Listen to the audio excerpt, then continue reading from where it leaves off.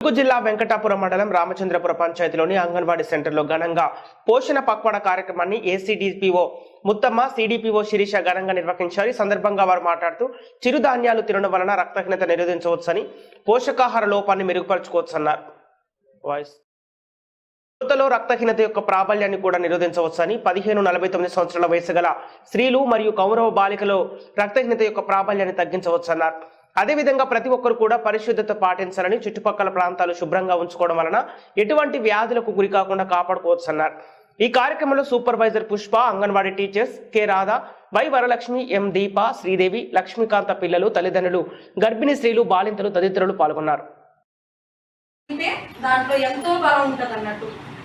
మనం కొనలేని విలువ కట్టి ఇప్పుడు పండ్లు, ద్రాక్షాలు, అరటి పండ్లు, యాపిల్ తింటదు వాటికన్నా బలమైనవి. మన 16 నుండి 23 వరకు ఈ కార్యక్రమాలు జరుపుకోవడం జరుగుతుంది. అంటే ఇది రాష్ట్ర వ్యాప్తంగా జిల్లాల వారిగా ఒక ఊరు ప్రకారంగా జరుపుకోవడం జరుగుతుంది. ఎందుకంటే పోషకాహార లోపంతో చాలా మంది పిల్లలు, తల్లులు చనిపోవడం కూడా జరుగుతుంది.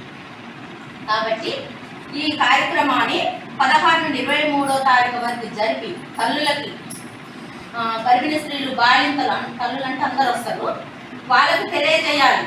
ఏంటంటే అన్ని రకాల పోషకాలు ఉన్న ఆహారం మాత్రమే తినాలి, పోషకాలు లేని ఆహారం తినకూడదు అనే ఉద్దేశంతో మన గవర్నమెంట్ నిర్ణయించడం జరిగింది. దాని ప్రకారంగా మేము చెప్పడం కూడా మీకు జరుగుతుంది.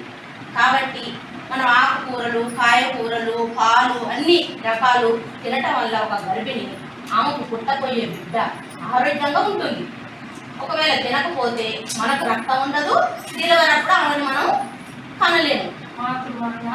మాతృమరణాలు, శిశు మరణాలు జరిగే అవకాశాలు ఎక్కువగా ఉంటాయి. కాబట్టి దయచేసి గర్భిణీగా ఉన్నప్పుడు మన అమ్మమ్మలు, నానమ్మలు, వాళ్ళు ఉంటారు. వాళ్ళు గర్భిణి అంటే నేటి బాలలే, రేపటి బాలలు అంటే కిశోర బాలికలే. మళ్ళీ 18 సంవత్సరాలు దాటిన తర్వాతనే వాళ్ళు పెళ్లి అయ్యి వాళ్ళు